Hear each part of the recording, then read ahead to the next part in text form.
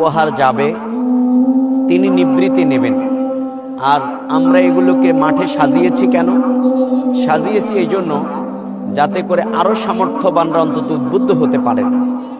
যা আমরা লক্ষ্মীপুর সদর উন্নয়ন ফাউন্ডেশন থেকে এবার হয়তো 50,000 মানুষকে আমরা এই ফুড প্যাকেজ, ইফতার সামগ্রী কোনো না কোনোভাবে আমাদের এই উপহার ছোট বড় আমরা পৌঁছাবো ইনশাআল্লাহ।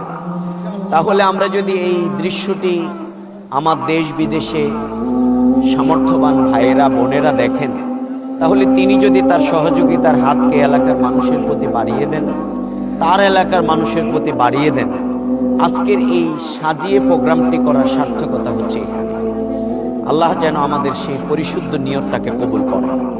আল্লাহ তাআলা এই দৃশ্যটা, এই প্যাকেটগুলো যারা দেখবেন তারা যেন তাদের সহযোগিতার জাকাতের পান, সাদাকার পান থেকে তারা যেন তাদের সহযোগিতার হাত বাড়িয়ে দেন।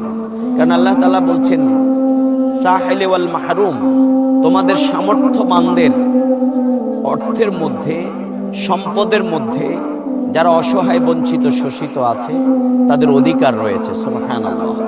এই জন্য যার যত অর্থ আছে আল্লাহ তাআলা তার জন্য তত বেশি জাকাতকে ফরজ করে দিয়েছেন নির্ধারিত হার। তার জন্য সাদাকা ফরজ করা হয়েছে।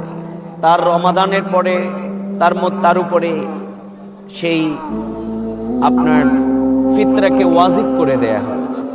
আমাদেরকে শুধু উপবাসে রমাদান থাকতে শিক্ষা দেয় না, বরং উপবাসের কষ্ট আমরা আমাদের হালাল খাদ্য থেকে বিরত থেকে আমরা উপলব্ধি করছি। কিন্তু সমাজের অসংখ্য মানুষ আছে যারা অন্য সময় কিন্তু খেতে পায় না। আমি এখন বুঝতে পারি যে ক্ষুধার কষ্ট কত বেশি।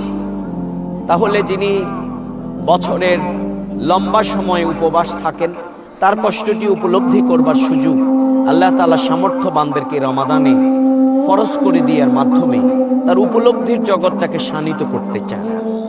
আমরা বিগত নির্বাচনে এই তাকওয়া ভিত্তিক সমাজের কথা আপনাদেরকে বলেছিলাম যে আপনারা যদি ইনসাফের পক্ষে রায় দেন তাহলে এইরকম একটা সমাজ পাবেন। ওই খোলাফায়ে রাশেদার লোকেরা, সেই যেরকম খোলাফায়ে রাশেদিনরা যেরকম একান্ত নিবৃত্তে তার সমাজের মানুষগুলোকে তার অধিকার পৌঁছেই দিতেন, আমরা সেই অনুসরণে আপনাদেরকে সে তাকওয়া ভিত্তিক সমাজের কথা বলেছিলাম। আলহামদুলিল্লাহ।